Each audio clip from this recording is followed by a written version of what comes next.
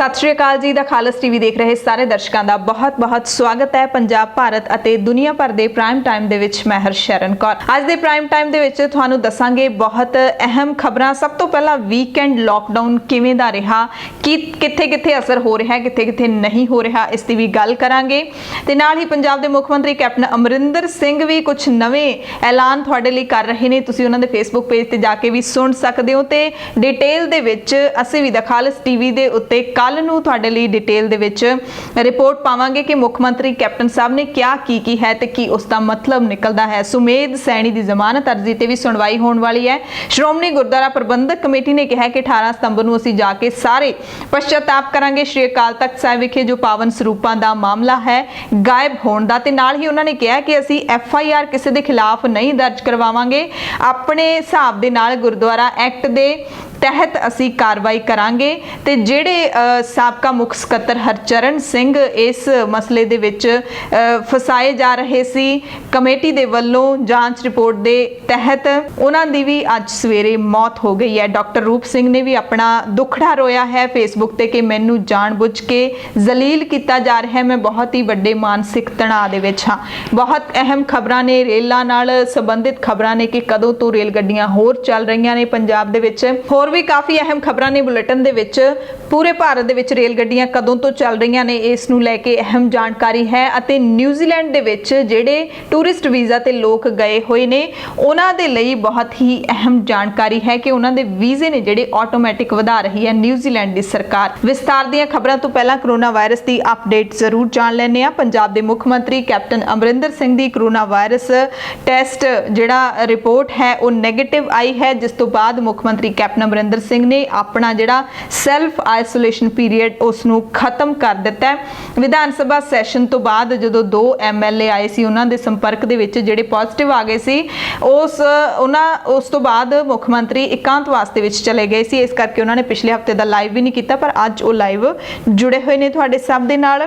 उस तो बाद पंजाब दे विच जे मामलिਆਂ ਦੀ ਗੱਲ करनी होवे तां मौतां ने जिहड़ियां उन्हां दी गिणती 1800 ਦੇ करीब है। कुल पॉजिटिव मरीज 60,000 तो वध चुके ने, ठीक होने वाले मरीज 43,000 तो वध चुके ने, एक्टिव केस ने जिहड़े सूबे च 16,000 तो वध चुके ने। भारत दे विच पिछले 24 घंटिਆਂ ਵਿੱਚ 86,000 तो भी वध मामले सामने आए ने। कल भी ਆਪਾਂ ਇਹ खबर पढ़ी सी कि जे इसे तरह जारी रहा तो शनिवार ऐतवार तक भारत दुनिया का दूजा सब तो वध प्रभावित मुल्क बन सकता है, ब्राजील की थां लै सकता है। कुल मामले देश दे विच 40,23,179 ने, जिन्हां विचों 8,46,395 एक्टिव केस ने, 31,07,223 ने जिहड़े वो ठीक हो चुके ने। पूरी दुनिया की गल कर लईए तां दुनिया भर दे विच 2,64,00,000 तो वध गई है कोरोना वायरस के मरीजों की गिणती, ते 8,71,000 तो वध लोगों की मौत हो चुकी है।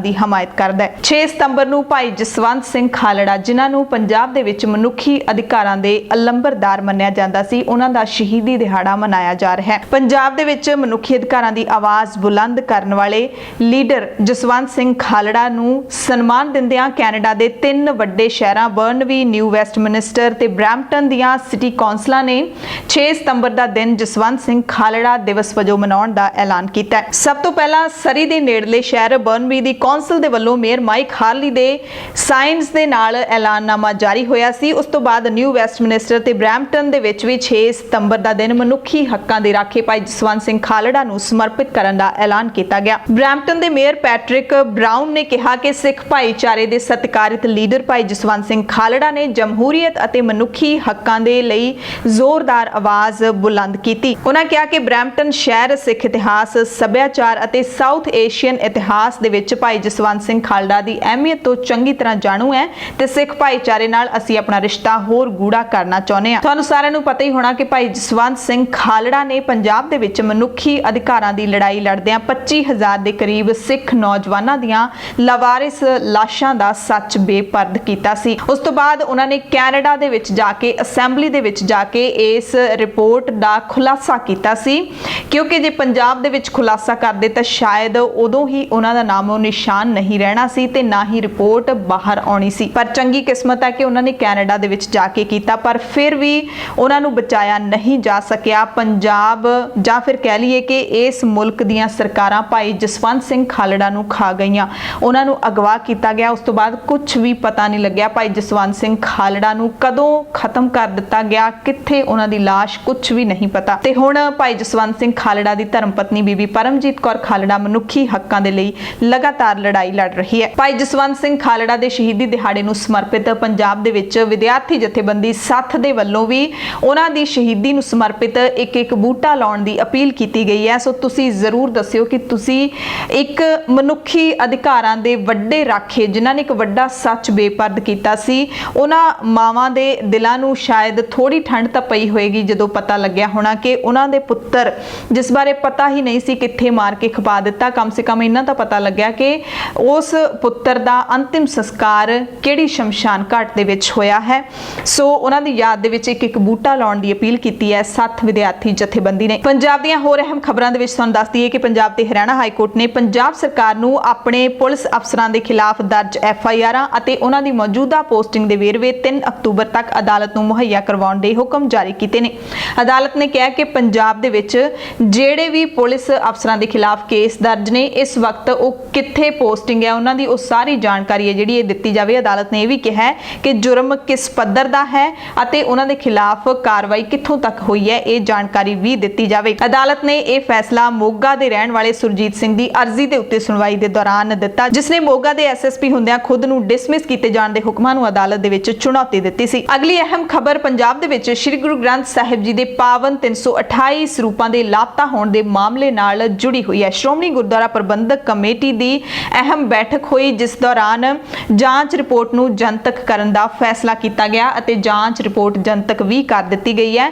ਐਸਜੀਪੀਸੀ ਪ੍ਰਧਾਨ ਨੇ ਜਾਣਕਾਰੀ ਦਿੱਤੀ ਕਿ ਇਹ ਜਾਂਚ ਰਿਪੋਰਟ ਹੈ ਜਿਹੜੀ ਉਹ ਸੰਗਤ ਲਈ ਵੀ ਐਸਜੀਪੀਸੀ ਦੀ ਵੈਬਸਾਈਟ ਦੇ ਉੱਤੇ ਉਪਲਬਧ ਹੋਏਗੀ, ਯਾਨੀ ਕਿ ਕੋਈ ਵੀ ਇਸ ਰਿਪੋਰਟ ਨੂੰ ਹੁਣ ਪੜ੍ਹ ਸਕੇਗਾ। ਜਦੋਂ ਕੋਈ ਵੀ ਚੀਜ਼ ਜਨਤਕ ਹੋ ਜਾਂਦੀ ਹੈ ਤਾਂ ਉਸ ਨੂੰ ਕੋਈ ਵੀ ਪੜ੍ਹ ਸਕਦਾ ਹੈ, ਦੇਖ ਸਕਦਾ ਹੈ। ਇਸ ਮਾਮਲੇ ਵਿੱਚ ਦੋਸ਼ੀ ਪਾਏ ਗਏ ਕਰਮਚਾਰੀਆਂ ਤੇ ਅਧਿਕਾਰੀਆਂ ਦੇ ਖਿਲਾਫ ਪੁਲਿਸ ਕੇਸ ਦਰਜ ਕਰਾਉਣ ਦੀ ਥਾਂ ਹੁਣ ਐਸਜੀਪੀਸੀ ਦੇ ਵੱਲੋਂ ਸਿੱਖ ਗੁਰਦੁਆਰਾ ਐਕਟ ਦੇ ਮੁਤਾਬਿਕ ਪੰਥਕ ਮਰਿਆਦਾ ਤੇ ਰਵਾਇਤਾਂ ਮੁਤਾਬਿਕ ਕਾਰਵਾਈ ਕੀਤੀ ਜਾਏਗੀ। ਕਿਸੇ ਦੇ ਖਿਲਾਫ ਭਾਰਤੀ ਕਾਨੂੰਨ ਤੰਤਰ ਦੇ ਮੁਤਾਬਿਕ ਐਫਆਈਆਰ ਦਰਜ ਨਹੀਂ ਹੋਵੇਗੀ। ਇਸ ਦੇ ਨਾਲ ਹੀ ਇਹ ਵੀ ਵੱਡਾ ਫੈਸਲਾ ਕੀਤਾ ਗਿਆ ਕਿ ਸ਼੍ਰੋਮਣੀ ਕਮੇਟੀ ਦੇ ਮੌਜੂਦਾ ਅਹੁਦੇਦਾਰ ਤੇ ਅੰਤਰਿਮ ਕਮੇਟੀ ਦੇ ਮੈਂਬਰ 18 ਸਤੰਬਰ ਨੂੰ ਸ਼੍ਰੀ ਅਕਾਲ ਤਖਤ ਸਾਹਿਬ ਵਿਖੇ ਪੇਸ਼ ਹੋ ਕੇ ਖਿਮਾ ਯਾਚਨਾ ਕਰਨਗੇ। 18 ਸਤੰਬਰ ਉਹ ਦਿਨ ਹੈ ਜਦੋਂ ਸ਼੍ਰੀ ਅਕਾਲ ਤਖਤ ਸਾਹਿਬ ਨੇ ਉਸ ਵਕਤ ਦੀ ਯਾਨੀ ਕਿ 2016 ਦੀ ਐਸਜੀਪੀਸੀ ਦੀ ਅੰਤਰਿਮ ਕਮੇਟੀ ਨੂੰ ਤਲਬ ਕੀਤਾ ਹੈ ਤੇ ਹੁਣ ਐਸਜੀਪੀਸੀ ਪ੍ਰਧਾਨ ਲੌਂਗੋਵਾਲ ਨੇ ਇਹ ਐਲਾਨ ਕੀਤਾ ਕਿ ਜਿਹੜੀ ਹੁਣ ਦੀ ਅੰਤਰਿਮ ਕਮੇਟੀ ਹੈ ਉਹ ਵੀ ਅਕਾਲ ਤਖਤ ਸਾਹਿਬ ਵਿਖੇ ਪੇਸ਼ ਹੋਏਗੀ, ਖਿਮਾ ਯਾਚਨਾ ਕਰੇਗੀ। ਸ਼੍ਰੋਮਣੀ ਕਮੇਟੀ ਦਾ ਬਜਟ ਇਜਲਾਸ ਵੀ 28 ਸਤੰਬਰ ਨੂੰ ਸੱਦ ਲਿਆ ਗਿਆ ਹੈ। ਕਰੋਨਾ ਕਾਰਨ ਸਿੱਖ ਸੰਸਥਾ ਦਾ ਬਜਟ ਇਜਲਾਸ ਹੁਣ ਤੱਕ ਨਹੀਂ ਹੋ ਸਕਿਆ ਸੀ। ਐਸਜੀਪੀਸੀ ਪ੍ਰਧਾਨ ਨੇ ਜਿਹੜੇ ਦੋਸ਼ੀ ਕਰਾਰ ਦਿੱਤੇ ਗਏ ਕਰਮਚਾਰੀਆਂ ਨੂੰ ਵੀ ਕਿਹਾ ਹੈ ਕਿ ਉਹ ਵੀ ਉਸੇ ਦਿਨ ਅਕਾਲ ਤਖਤ ਸਾਹਿਬ ਤੇ ਪੇਸ਼ ਹੋ ਕੇ ਆਪਣੀ ਗਲਤੀ ਦੇ ਲਈ ਖਿਮਾ ਯਾਚਨਾ ਕਰਨ। ਇਹ ਜਿਹੜੇ ਦੋਸ਼ੀ ਕਰਾਰ ਦਿੱਤੇ ਗਏ ਕਰਮਚਾਰੀ ਨੇ, ਇਹਨਾਂ ਦੇ ਵਿੱਚ ਸਕੱਤਰ ਮਨਜੀਤ ਸਿੰਘ ਵੀ ਸ਼ਾਮਿਲ ਨੇ, ਜਿਨ੍ਹਾਂ ਦੀ ਮੌਤ ਹੋ ਗਈ ਹੈ 5 ਸਤੰਬਰ ਨੂੰ।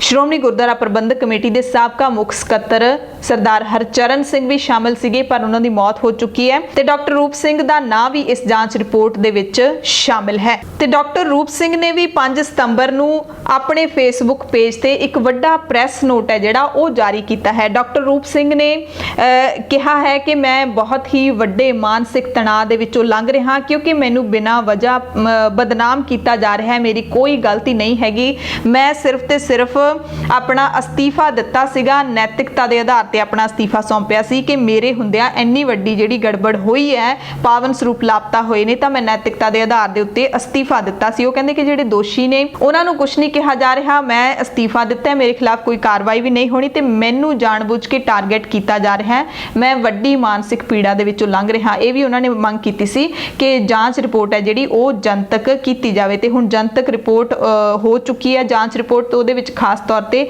ਨਾਮ ਮੈਂਸ਼ਨ ਹੈ ਡਾਕਟਰ ਰੂਪ ਸਿੰਘ ਦਾ ਤੇ ਉਸ ਰਿਪੋਰਟ ਦੇ ਵਿੱਚ ਖਾਸ ਤੌਰ ਤੇ ਲਿਖਿਆ ਹੋਇਆ ਕਿ ਡਾਕਟਰ ਰੂਪ ਸਿੰਘ ਦੇ ਕਾਰਜਕਾਲ ਦੇ ਦੌਰਾਨ ਇੰਨੀ ਵੱਡੀ ਅਣਗਹਿਲੀ ਹੋਈ ਹੈ ਤਾਂ ਡਾਕਟਰ ਰੂਪ ਸਿੰਘ ਨੇ ਨਿਯਮਾਂ ਦੇ ਮੁਤਾਬਿਕ ਹਰ ਸਾਲ ਹੈ ਜਿਹੜਾ ਪਬਲਿਕੇਸ਼ਨ ਬਿਊਰੋ ਦੀ ਜਿਹੜੀ ਪੜਤਾਲ ਹੈ ਉਹ ਕਿਉਂ ਨਹੀਂ ਕਰਵਾਈ ਸੁਣਵਾਈ ਜਦੋਂ ਪਹਿਲਾਂ ਹੀ ਪਤਾ ਸੀ ਕਿ 2016 ਦੇ ਵਿੱਚ ਸਰੂਪ ਨੇ ਜਿਹੜੇ ਉਹ ਕਾਫੀ ਅਗਨ ਭੇਂਟ ਵੀ ਹੋਏ ਨੇ, ਇਸ ਕਰਕੇ ਉਹਨਾਂ ਨੂੰ ਦੋਸ਼ੀ ਹੈ ਜਿਹੜਾ ਉਹ ਬਣਾਇਆ ਗਿਆ ਜਾਂਚ ਰਿਪੋਰਟ ਦੇ ਵਿੱਚ। ਅਗਲੀ ਅਹਿਮ ਖਬਰ ਹੈ ਪੰਜਾਬ ਦੇ ਸਾਬਕਾ ਡੀਜੀਪੀ ਸੁਮੇਧ ਸੈਣੀ ਦੇ ਨਾਲ ਜੁੜੀ ਹੋਈ ਹੈ। ਸੁਮੇਧ ਸੈਣੀ ਹਾਲੇ ਤੱਕ ਪੰਜਾਬ ਪੁਲਿਸ ਨੂੰ ਨਹੀਂ ਲੱਭਿਆ, ਕਈ ਟੀਮਾਂ ਬਣਾ ਦਿੱਤੀਆਂ ਗਈਆਂ ਨੇ, ਪਰ ਸੁਮੇਧ ਸੈਣੀ ਆਪਣੀ ਵੱਡੀ ਸੁਰੱਖਿਆ ਛਤਰੀ ਨੂੰ ਛੱਡ ਕੇ ਭੱਜ ਗਿਆ ਤੇ ਹੁਣ ਸੁਮੇਧ ਸੈਣੀ ਦੀ ਜ਼ਮਾਨਤ ਅਰਜ਼ੀ ਜਿਹੜੀ ਲੱਗੀ ਹੋਈ ਹੈ ਪੰਜਾਬ ਹਰਿਆਣਾ ਹਾਈ ਕੋਰਟ ਦੇ ਵਿੱਚ, ਉਸ ਦੀ ਸੁਣਵਾਈ ਹੈ ਜਿਹੜੀ ਸੋਮਵਾਰ ਨੂੰ ਹੋਣ ਦੀ ਜਾਣਕਾਰੀ ਮਿਲ ਰਹੀ ਹੈ। ਹਾਈ ਕੋਰਟ ਦੇ ਚੀਫ ਜਸਟਿਸ ਰਵੀ ਸ਼ੰਕਰ ਝਾ ਨੇ ਸੈਣੀ ਦੀ ਜ਼ਮਾਨਤ ਅਰਜ਼ੀ ਨੂੰ ਸੁਣਵਾਈ ਦੇ ਲਈ ਜਸਟਿਸ ਫਤਿਹਦੀਪ ਸਿੰਘ ਦੇ ਸਿੰਗਲ ਬੈਂਚ ਦੇ ਕੋਲ ਭੇਜ ਦਿੱਤਾ ਹੈ। ਭੇਜਿਆ ਕਿਉਂ ਹੈ? ਕਿਉਂਕਿ ਪਹਿਲਾਂ ਇਹ ਮਾਮਲਾ ਜਸਟਿਸ ਸੁਵੀਰ ਸਹਿਗਲ ਦੇ ਬੈਂਚ ਕੋਲ ਸੀ, ਪਰ ਉਹਨਾਂ ਨੇ ਸੈਣੀ ਦੀ ਜ਼ਮਾਨਤ ਅਰਜ਼ੀ ਤੇ ਸੁਣਵਾਈ ਕਰਨ ਤੋਂ ਨਾ ਕਰ ਦਿੱਤੀ ਸੀ, ਜਿਸ ਤੋਂ ਬਾਅਦ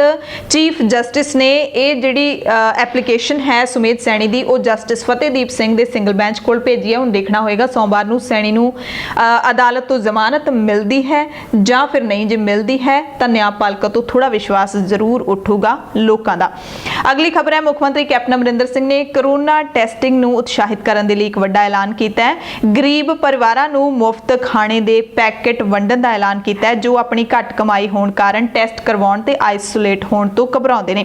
ਮੁੱਖ ਮੰਤਰੀ ਨੇ ਕਿਹਾ ਕਿ ਮੁਫਤ ਫੂਡ ਪੈਕਟਾਂ ਦੀ ਵੰਡ ਲੋੜਵੰਦ ਪਰਿਵਾਰਾਂ ਨੂੰ ਜਲਦੀ ਟੈਸਟ ਕਰਵਾਉਣ ਦੇ ਲਈ ਉਤਸ਼ਾਹਿਤ ਕਰੇਗੀ, ਜੋ ਕਿ ਮਹਾਮਾਰੀ ਦੇ ਫੈਲਣ ਨੂੰ ਰੋਕਣ ਅਤੇ ਪੰਜਾਬ ਦੇ ਵਿੱਚ ਵੱਧ ਰਹੀ ਮੌਤ ਦਰ ਨੂੰ ਕੰਟਰੋਲ ਕਰਨ ਦੇ ਲਈ ਲਾਜ਼ਮੀ ਹੈ। ਇਸ ਪ੍ਰੋਗਰਾਮ ਦੀ ਸ਼ੁਰੂਆਤ ਪਟਿਆਲਾ ਤੋਂ ਹੋਵੇਗੀ ਜੋ ਕਰੋਨਾ ਵਾਇਰਸ ਦੇ ਨਾਲ ਪ੍ਰਭਾਵਿਤ ਜ਼ਿਲ੍ਹਿਆਂ ਦੇ ਵਿੱਚੋਂ ਇੱਕ ਹੈ। ਮੁੱਖ ਮੰਤਰੀ ਕੈਪਟਨ ਅਮਰਿੰਦਰ ਸਿੰਘ ਨੇ ਬਾਕੀ ਜ਼ਿਲ੍ਹਿਆਂ ਨੂੰ ਵੀ ਹਦਾਇਤ ਕੀਤੀ ਹੈ ਕਿ ਉਹ ਗਰੀਬ ਕੋਵਿਡ ਮਰੀਜ਼ਾਂ ਨੂੰ ਘਰਾਂ ਦੇ ਵਿੱਚ ਮੁਫਤ ਖਾਣੇ ਦੇ ਪੈਕੇਟ ਵੰਡਣ ਦਾ ਪ੍ਰਬੰਧ ਕਰਨ, ਜਿਸ ਨਾਲ ਲੋਕ ਟੈਸਟ ਕਰਵਾਉਣ ਲਈ ਪ੍ਰੇਰਿਤ ਹੋਣ ਅਤੇ ਅਲੱਗ-ਥਲੱਗ ਹੋਣ ਸਮੇਂ ਆਪਣੀ ਕਮਾਈ ਗੁਆਉਣ ਤੋਂ ਨਾ ਡਰਨ। ਪਰ ਚੰਗਾ ਹੁੰਦਾ ਕਿ ਇੱਥੇ ਸ਼ਬਦ ਹੈ ਜਿਹੜਾ ਪੂਅਰ ਜਾਂ ਗਰੀਬ ਵਰਤਣ ਦੀ ਥਾਂ ਤੇ ਲੋੜਵੰਦ ਵਰਤਿਆ ਜਾਂਦਾ ਤਾਂ ਬਹੁਤ ਜ਼ਿਆਦਾ ਚੰਗਾ ਰਹਿੰਦਾ। ਅਗਲੀ ਖਬਰ ਹੈ ਪੰਜਾਬ ਦੇ ਮੁੱਖ ਸਕੱਤਰ ਵਿਨੀ ਮਹਾਜਨ ਨੇ ਆਉਣ ਵਾਲੇ ਸਾਉਣੀ ਦੇ ਸੀਜ਼ਨ ਦੌਰਾਨ ਝੋਨੇ ਦੀ ਪਰਾਲੀ ਨੂੰ ਨਾ ਸਾੜਨ ਦੇ ਯਤਨਾਂ ਦੇ ਵਜੋਂ ਸਾਰੇ ਡਿਪਟੀ ਕਮਿਸ਼ਨਰਾਂ ਨੂੰ ਪਿੰਡ ਪੱਧਰ ਦੇ ਉੱਤੇ ਨੋਡਲ ਅਧਿਕਾਰੀ ਨਿਯੁਕਤ ਕਰਨ ਦੇ ਹੁਕਮ ਦੇ ਦਿੱਤੇ ਨੇ ਤਾਂ ਜੋ ਕਿਸੇ ਵੀ ਘਟਨਾ ਬਾਰੇ ਤੁਰੰਤ ਰਿਪੋਰਟ ਹੈ ਜਿਹੜੀ ਉਹ ਕੀਤੀ ਜਾਵੇ। ਇਸ ਦੇ ਬਾਰੇ ਇੱਕ ਮੋਬਾਈਲ ਐਪ ਤਿਆਰ ਕੀਤੀ ਗਈ ਹੈ ਤਾਂ ਜੋ ਸੂਬੇ ਦੇ ਵਿੱਚ ਪਰਾਲੀ ਦੀ ਰਹਿੰਦ ਖੂੰਦ ਨੂੰ ਸਾੜਨ ਦੀਆਂ ਘਟਨਾਵਾਂ ਬਾਰੇ ਤਾਜ਼ਾ ਜਾਣਕਾਰੀ ਹੈ ਜਿਹੜੀ ਉਹ ਮਿਲ ਸਕੇ। ਨੋਡਲ ਅਧਿਕਾਰੀ ਖਾਸ ਤੌਰ ਤੇ ਹੌਟਸਪੌਟ ਜ਼ਿਲ੍ਹਿਆਂ ਦੇ ਵਿੱਚ ਨਿਯੁਕਤ ਕੀਤੇ ਜਾਣਗੇ। ਹੌਟਸਪੌਟ ਜ਼ਿਲ੍ਹੇ ਨੇ ਜਿਹੜੇ ਉਹਨਾਂ ਵਿੱਚ ਸੰਗਰੂਰ, ਬਰਨਾਲਾ, ਪਟਿਆਲਾ, ਮੁਕਤਸਰ ਸਾਹਿਬ, ਮਾਨਸਾ, ਤਰਨਤਾਰਨ ਤੇ ਫਿਰੋਜ਼ਪੁਰ ਜ਼ਿਲ੍ਹੇ ਸ਼ਾਮਿਲ ਨੇ। ਸੋ ਇਥੋਂ ਦੇ ਜਿਹੜੇ ਕਿਸਾਨ ਨੇ ਉਹ ਨੋਡਲ ਅਧਿਕਾਰੀਆਂ ਨੂੰ ਸੂਚਿਤ ਕਰਨਗੇ ਜੇ ਕੋਈ ਘਟਨਾ ਹੈਗੀ ਹੈ ਜਿਹੜੀ ਉਹ ਵਾਪਰੇਗੀ। ਅਗਲੀ ਖਬਰ ਕ੍ਰਾਈਮ ਦੇ ਨਾਲ ਜੁੜੀ ਹੋਈ ਹੈ, ਗੁਰਦਾਸਪੁਰ ਤੋਂ ਹੈਗੀ ਹੈ ਜਿੱਥੇ ਪਿਸਤੌਲ ਦੀ ਨੋਕ ਤੇ ਇੱਕ ਕਾਰ ਨੂੰ ਬਦਮਾਸ਼ਾਂ ਨੇ ਲੁੱਟ ਲਿਆ। ਜੰਮੂ ਅੰਮ੍ਰਿਤਸਰ ਨੈਸ਼ਨਲ ਹਾਈਵੇ ਉੱਤੇ ਇਸ ਵਾਰਦਾਤ ਨੂੰ ਅੰਜਾਮ ਦਿੱਤਾ ਗਿਆ। ਵਿਰੋਧ ਕਰਨ ਤੇ ਕਾਰ ਚਾਲਕ ਨੂੰ ਬਦਮਾਸ਼ਾਂ ਨੇ ਗੋਲੀ ਵੀ ਮਾਰ ਦਿੱਤੀ। 3 ਅਣਪਛਾਤੇ ਬਦਮਾਸ਼ਾਂ ਨੇ ਇਸ ਵਾਰਦਾਤ ਨੂੰ ਅੰਜਾਮ ਦਿੱਤਾ ਤੇ ਜਿੱਥੇ ਵਾਰਦਾਤ ਵਾਪਰੀ ਹੈ ਨੇੜੇ ਹੀ ਪੁਲਿਸ ਚੌਂਕੀ ਵੀ ਸੀਗੀ। ਪੰਜਾਬ ਦੇ ਡੀਜੀਪੀ ਨੇ ਜੰਮੂ ਹਿਮਾਚਲ ਪੁਲਿਸ ਨੂੰ ਵੀ ਅਲਰਟ ਜਾਰੀ ਕਰ ਦਿੱਤਾ ਹੈ। ਪੁਲਿਸ ਵੱਲੋਂ ਇਲਾਕੇ ਦੇ ਵਿੱਚ ਬਦਮਾਸ਼ਾਂ ਦੀ ਭਾਲ ਲਈ ਛਾਪੇਮਾਰੀ ਜਾਰੀ ਹੈ ਪਰ ਹਾਲੇ ਤੱਕ ਉਹਨਾਂ ਨੂੰ ਫੜਨ ਦੀ ਕੋਈ ਖਬਰ ਨਹੀਂ ਮਿਲੀ ਸੀ 5 ਸਤੰਬਰ ਦੀ ਸ਼ਾਮ ਤੱਕ। ਸ਼੍ਰੋਮਣੀ ਗੁਰਦੁਆਰਾ ਪ੍ਰਬੰਧਕ ਕਮੇਟੀ ਦੇ ਸਾਬਕਾ ਮੁੱਖ ਸਕੱਤਰ ਹਰਚਰਨ ਸਿੰਘ ਦੀ ਦਿਲ ਦਾ ਦੌਰਾ ਪੈਣ ਦੇ ਨਾਲ ਮੌਤ ਹੋ ਗਈ। ਜਾਣਕਾਰੀ ਦੇ ਮੁਤਾਬਿਕ ਉਹਨਾਂ ਨੇ ਸਵੇਰੇ 5 ਸਤੰਬਰ ਦੀ ਸਵੇਰ ਨੂੰ ਆਖਰੀ ਸਾਹ ਲਏ। ਹਰਚਰਨ ਸਿੰਘ ਸ਼੍ਰੋਮਣੀ ਗੁਰਦੁਆਰਾ ਪ੍ਰਬੰਧਕ ਕਮੇਟੀ ਦੇ ਸਭ ਤੋਂ ਪਹਿਲੇ ਮੁੱਖ ਸਕੱਤਰ ਸਨ। ਇਸ ਤੋਂ ਪਹਿਲਾਂ ਐਸਜੀਪੀਸੀ ਦੇ ਵਿੱਚ ਇਹ ਅਹੁਦਾ ਨਹੀਂ ਹੁੰਦਾ ਸੀ। ਹਾਲਾਂਕਿ ਉਹਨਾਂ ਦੇ ਨਾਮ ਦੇ ਨਾਲ ਕਾਫੀ ਵਿਵਾਦ ਜੁੜਦੇ ਰਹੇ ਨੇ ਪਰ ਕੋਈ ਵੀ ਜਿਹੜਾ ਹੈ ਉਹਨਾਂ ਦੇ ਖਿਲਾਫ ਦੋਸ਼ ਹੈ ਜਿਹੜਾ ਉਹ ਸਿੱਧ ਨਹੀਂ ਹੋਇਆ ਸੀ। ਰਿਟਾਇਰਮੈਂਟ ਤੋਂ ਬਾਅਦ ਉਹ ਬਜ਼ੁਰਗਾਂ ਦੀ ਸੇਵਾ ਦੇ ਵਿੱਚ ਲੱਗੇ ਰਹੇ। ਚੰਡੀਗੜ੍ਹ ਦੇ ਨੇੜੇ ਪਿੰਡ ਮੁੱਲਾਂਪੁਰ ਦੇ ਵਿੱਚ ਉਹਨਾਂ ਨੇ ਇੱਕ ਬਿਰਧ ਆਸ਼ਰਮ ਬਣਾਇਆ। ਬਹੁਤ ਹੀ ਚੰਗੀਆਂ ਸਹੂਲਤਾਂ ਵਾਲਾ ਬਿਰਧ ਆਸ਼ਰਮ ਹੈ। ਤੁਸੀਂ ਵੀ ਕਦੇ ਉੱਥੇ ਜਾ ਕੇ ਦੇਖ ਸਕਦੇ ਹੋ ਕਿ ਇੱਕ 5 ਸਟਾਰ ਹੋਟਲ ਵਰਗੀ ਉੱਥੇ ਫੀਲਿੰਗ ਆਉਂਦੀ ਹੈ ਤੇ ਉਹਨਾਂ ਨੇ ਸਾਰਾ ਆਪਣਾ ਜਿਹੜਾ ਪੈਨਸ਼ਨ ਦਾ ਪੈਸਾ ਸੀ 1 ਕਰੋੜ ਦੇ ਲਗਭਗ ਕਹਿੰਦੇ ਉਹਨਾਂ ਨੇ ਆਪਣਾ ਬਿਰਧ ਆਸ਼ਰਮ ਦੇ ਵਿੱਚ ਲਾਤਾ ਸੀ ਤੇ ਆਪਣਾ ਜੀਵਨ ਉੱਥੇ ਹੀ ਬਤੀਤ ਕਰਦੇ ਸੀ। ਤੇ ਹਰਚਰਨ ਸਿੰਘ ਨੇ ਇੱਕ ਕਿਤਾਬ ਹੈ ਜਿਹੜੀ ਉਹ ਵੀ ਲਿਖੀ ਸੀ ਪਿਛਲੇ ਦਿਨੀ ਜਿਸ ਦਾ ਨਾਮ ਉਹਨਾਂ ਨੇ ਰੱਖਿਆ ਸੀ ਸ਼੍ਰੋਮਣੀ ਗੁਰਦੁਆਰਾ ਪ੍ਰਬੰਧਕ ਕਮੇਟੀ ਦੀ ਵਰਤਮਾਨ ਸਥਿਤੀ। ਇਹ ਸਾਬਕਾ ਮੁੱਖ ਸਕੱਤਰ ਹਰਚਰਨ ਸਿੰਘ ਦੇ ਵੱਲੋਂ ਲਿਖੀ ਹੋਈ ਕਿਤਾਬ ਸੀ ਤੇ ਉਸ ਤੋਂ ਬਾਅਦ ਉਹਨਾਂ ਦੇ ਨਾਮ ਦੇ ਨਾਲ ਇੱਕ ਹੋਰ ਵਿਵਾਦ ਉਦੋਂ ਜੁੜਿਆ ਜਦੋਂ ਸ੍ਰੀ ਗੁਰੂ ਗ੍ਰੰਥ ਸਾਹਿਬ ਜੀ ਦੇ ਲਾਪਤਾ ਹੋਏ ਪਾਵਨ ਸਰੂਪਾਂ ਦੇ ਮਾਮਲੇ ਦੇ ਵਿੱਚ ਹਰਚਰਨ ਸਿੰਘ ਨੂੰ ਵੀ ਦੋਸ਼ੀ ਪਾਇਆ ਗਿਆ ਤੇ 18 ਸਤੰਬਰ ਨੂੰ ਤਲਬ ਵੀ ਕੀਤਾ ਗਿਆ ਸੀ ਸ੍ਰੀ ਅਕਾਲ ਤਖਤ ਸਾਹਿਬ ਵਿਖੇ ਪਰ ਉਹਨਾਂ ਦੀ ਪਹਿਲਾਂ ਹੀ ਮੌਤ ਹੋ ਚੁੱਕੀ ਹੈ। ਤੇ ਕਈ ਜਿਹੜੇ ਸੀਨੀਅਰ ਲੀਡਰ ਨੇ, ਸਿਆਸੀ ਲੀਡਰ ਤੇ ਧਾਰਮਿਕ ਲੀਡਰ, ਉਹ ਕਹਿੰਦੇ ਨੇ ਕਿ ਹਰਚਰਨ ਸਿੰਘ ਦੀ ਜਿਹੜੀ ਸ਼ਖਸੀਅਤ ਸੀ ਉਹ ਇੱਕ ਨਿਮਾਣੇ ਸਿੱਖ ਵਾਲੀ ਸੀ। ਉਹਨਾਂ ਨੂੰ ਜਾਣਬੁੱਝ ਕੇ ਵਿਵਾਦਾਂ ਦੇ ਵਿੱਚ ਹੈ ਜਿਹੜਾ ਉਹ ਦਰਸਾਇਆ ਗਿਆ। ਇਸ ਤੇ ਘੱਟ ਗਿਣਤੀ ਕਮਿਸ਼ਨ ਦੇ ਸਾਬਕਾ ਚੇਅਰਮੈਨ ਤੇ ਸੀਨੀਅਰ ਲੀਡਰ ਤਰਲੋਚਨ ਸਿੰਘ ਨੇ ਵੀ ਸਵਾਲ ਚੁੱਕੇ ਨੇ। ਉਹਨਾਂ ਨੇ ਕਿਹਾ ਕਿ ਹਰਚਰਨ ਸਿੰਘ ਦੀ ਮੌਤ ਕੁਦਰਤੀ ਸੀ ਜਾਂ ਫਿਰ ਮਾਨਸਿਕ ਤਣਾਅ ਦੇ ਕਾਰਨ ਹੋਈ ਹੈ, ਕਿਉਂਕਿ ਪਿਛਲੇ ਦਿਨੀ ਜਦੋਂ ਉਹਨਾਂ ਦਾ ਨਾਮ ਆਇਆ ਵਿੱਚ ਜਾਂਚ ਰਿਪੋਰਟ ਦੇ ਵਿੱਚ ਦੋਸ਼ੀ ਦੇ ਵਜੋਂ, ਤਾਂ ਉਹਨਾਂ ਨੇ ਹੁਣ ਸਵਾਲ ਚੁੱਕਦੇ ਹੋਏ ਕਿਹਾ ਤਰਲੋਚਨ ਸਿੰਘ ਨੇ ਕਿ ਸ੍ਰੀ ਗੁਰੂ ਗ੍ਰੰਥ ਸਾਹਿਬ ਜੀ ਦੇ ਸਰੂਪ ਚੋਰੀ ਹੋਣ ਦੇ ਮਾਮਲੇ ਵਿੱਚ ਉਹਨਾਂ ਦਾ ਨਾਂ ਆਉਣ ਮਗਰੋਂ ਬਹੁਤ ਜ਼ਿਆਦਾ ਮਾਨਸਿਕ ਤਣਾਅ ਦੇ ਵਿੱਚ ਸਨ। ਤਰਲੋਚਨ ਸਿੰਘ ਕਹਿੰਦੇ ਨੇ ਕਿ ਹਰਚਰਨ ਸਿੰਘ ਬੇਹੱਦ ਇਮਾਨਦਾਰ ਵਿਅਕਤੀ ਸੀ ਜੋ ਆਪਣੇ ਤੇ ਲਾਏ ਗਏ ਦੋਸ਼ਾਂ ਤੋਂ ਭਾਰੀ ਤਣਾਅ ਦੇ ਵਿੱਚ ਸਨ। ਅਸਲੀਅਤ ਇਹ ਹੈ ਕਿ ਸਰੂਪ ਗੁਆਚਣ ਦੀ ਘਟਨਾ ਉਹਨਾਂ ਦੇ ਮੁੱਖ ਸਕੱਤਰ ਵਜੋਂ ਸੇਵਾਵਾਂ ਸੰਭਾਲਣ ਤੋਂ ਪਹਿਲਾਂ ਹੀ ਵਾਪਰ ਗਈ ਸੀ। ਮੁੱਖ ਸਕੱਤਰ ਵਜੋਂ ਉਹਨਾਂ ਨੇ ਵੱਡੀ ਸੇਵਾ ਕੀਤੀ। 2 ਸਾਲ ਬਾਅਦ ਅਸਤੀਫਾ ਵੀ ਇਸ ਕਰਕੇ ਦੇ ਦਿੱਤਾ ਕਿਉਂਕਿ ਉਹਨਾਂ ਤੇ ਉੱਪਰੋਂ ਆਏ ਹੁਕਮ ਮੰਨਣ ਦਾ ਦਬਾਅ ਸੀ। ਉਹਨਾਂ ਨੇ ਕਿਹਾ ਕਿ ਭਾਵੇਂ ਉਹਨਾਂ ਵੱਲੋਂ 3 ਲੱਖ ਰੁਪਏ ਤਨਖਾਹ ਲੈਣ ਦਾ ਵਿਵਾਦ ਛਿੜ ਗਿਆ ਸੀ, ਪਰ ਅਸਲੀਅਤ ਇਹ ਹੈ ਕਿ ਇੰਡੀਅਨ ਐਕਸਪ੍ਰੈਸ ਦੀ 8 ਲੱਖ ਰੁਪਏ ਦੀ ਨੌਕਰੀ ਛੱਡ ਕੇ 3 ਲੱਖ ਨੌਕਰੀ ਤੇ ਲੱਗੇ ਸੀ। 3 ਲੱਖ ਵੀ ਉਹਨਾਂ ਨੇ ਘਟਾ ਕੇ ਉਸ ਤੋਂ ਬਾਅਦ 1 ਲੱਖ ਹੀ ਲੈਂਦੇ ਸੀ। ਉਸ ਤੋਂ ਬਾਅਦ ਇਹ ਵੀ ਜਾਣਕਾਰੀ ਮਿਲੀ ਕਿ 1 ਲੱਖ ਦੀ ਬਜਾਏ ਫਿਰ ਉਹਨਾਂ ਨੇ ਹੌਲੀ-ਹੌਲੀ 1 ਰੁਪਈਆ ਲੈਣਾ ਸ਼ੁਰੂ ਕਰ ਦਿੱਤਾ ਸੀ ਤੇ ਆਪਦੀ ਜਿਹੜੀ ਤਨਖਾਹ ਦਾ ਪੈਸਾ ਸੀ ਉਹ ਵੀ ਸਾਰਾ ਉਹ ਬਿਰਧ ਆਸ਼ਰਮ ਦੇ ਵਿੱਚ ਹੀ ਲਾਉਂਦੇ ਸੀ। ਇਹ ਤਰਲੋਚਨ ਸਿੰਘ ਨੇ ਕਿਹਾ ਹੈ। ਅਗਲੀ ਖਬਰ ਹੈ ਕਿ ਪੰਜਾਬ ਦੇ ਵਿੱਚ ਵੀ ਅਧਿਆਪਕ ਦਿਵਸ ਮੌਕੇ ਪੰਜਾਬ ਸਰਕਾਰ ਦੇ ਵੱਲੋਂ 74 ਅਧਿਆਪਕਾਂ ਨੂੰ ਪੁਰਸਕਾਰ ਦਿੱਤੇ ਗਏ, ਸਨਮਾਨਿਤ ਕੀਤਾ ਗਿਆ। ਸਟੇਟ ਪੱਧਰੀ ਪੁਰਸਕਾਰ ਦੇ ਨਾਲ ਪੰਜਾਬ ਦੇ ਸਕੂਲ ਸਿੱਖਿਆ ਮੰਤਰੀ ਵਿਜੇਂਦਰ ਸਿੰਗਲਾ ਨੇ 74 ਅਧਿਆਪਕਾਂ ਨੂੰ ਰਾਜ ਪੱਧਰੀ ਪੁਰਸਕਾਰਾਂ ਦੇ ਨਾਲ ਸਨਮਾਨਿਤ ਕੀਤਾ।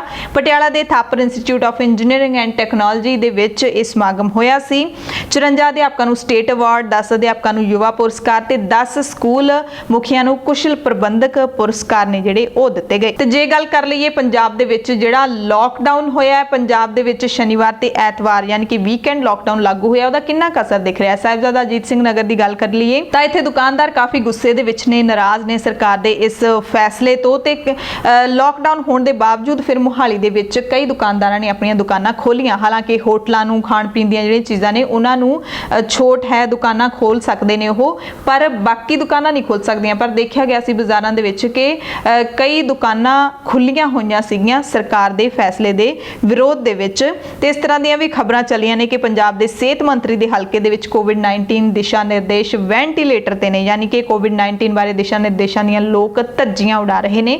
ਮੁਹਾਲੀ ਦੇ ਵਿੱਚ, ਮੁਹਾਲੀ ਹਲਕਾ ਬਲਵੀਰ ਸਿੰਘ ਸਿੱਧੂ ਦਾ ਹੈ ਜਿਹੜੇ ਕਿ ਪੰਜਾਬ ਦੇ ਸਿਹਤ ਮੰਤਰੀ ਨੇ, ਕਿਉਂਕਿ ਕਈ ਬਾਜ਼ਾਰਾਂ ਦੇ ਵਿੱਚ ਦੁਕਾਨਾਂ ਨੇ ਜਿਹੜੀਆਂ ਉਹ ਖੁੱਲੀਆਂ ਦੇਖੀਆਂ ਗਈਆਂ। ਜੰਮੂ ਕਸ਼ਮੀਰ ਦੇ ਵਿੱਚ ਪੰਜਾਬੀ ਲਾਗੂ ਨਾ ਕਰਨਾ ਬੀਜੇਪੀ ਦੀ ਕਦੇ ਵੀ ਨਾ ਮਾਫ ਕਰਨ ਵਾਲੀ ਇਤਿਹਾਸਿਕ ਭੁੱਲ ਹੋਵੇਗੀ। ਪੰਜਾਬ ਵਿਧਾਨ ਸਭਾ ਦੇ ਸਪੀਕਰ ਤੇ ਸ਼੍ਰੀ ਅਨੰਦਪੁਰ ਸਾਹਿਬ ਤੋਂ ਐਮਐਲਏ ਰਾਣਾ ਕੰਵਰਪਾਲ ਸਿੰਘ ਯਾਨੀ ਕਿ ਰਾਣਾ ਕੇਪੀ ਸਿੰਘ ਨੇ ਇਹ ਬਿਆਨ ਦਿੱਤਾ ਹੈ, ਕਿਉਂਕਿ ਜੰਮੂ ਕਸ਼ਮੀਰ ਦੇ ਵਿੱਚ ਪੰਜਾਬੀ ਭਾਸ਼ਾ ਨੂੰ ਰਾਸ਼ਟਰੀ ਭਾਸ਼ਾ ਦੇ ਵਜੋਂ ਨਹੀਂ ਸ਼ਾਮਲ ਕੀਤਾ ਗਿਆ। ਤੇ ਭਾਰਤ ਸਰਕਾਰ ਦੇ ਇਸ ਫੈਸਲੇ ਦੇ ਵਿਰੋਧ ਦੇ ਵਿੱਚ ਜੰਮੂ ਕਸ਼ਮੀਰ ਦੇ ਵਿੱਚ ਵੀ ਸਿੱਖ ਭਾਈਚਾਰੇ ਦੇ ਲੋਕਾਂ ਨੇ ਵਿਰੋਧ ਕੀਤਾ, ਪ੍ਰੋਟੈਸਟ ਕੀਤਾ।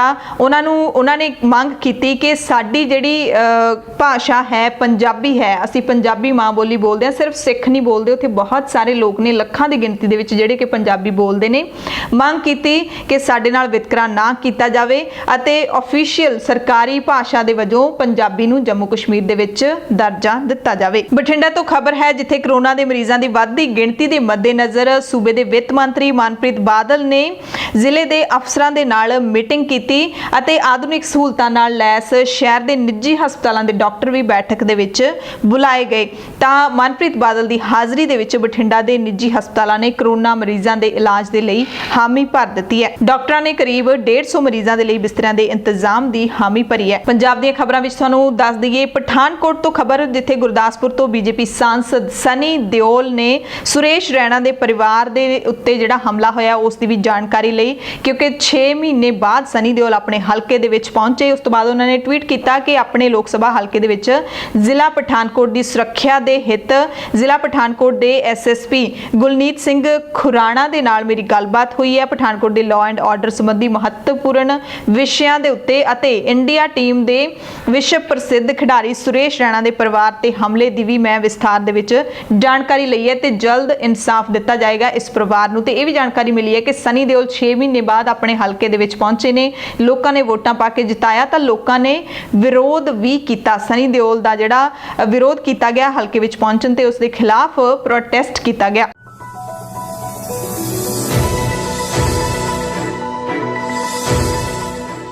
ਪੂਰੇ ਭਾਰਤ ਦੀਆਂ ਖਬਰਾਂ ਦੇ ਵਿੱਚ ਸਭ ਤੋਂ ਪਹਿਲਾਂ ਗੱਲ ਕਰਾਂਗੇ ਅਧਿਆਪਕਾਂ ਦੀ।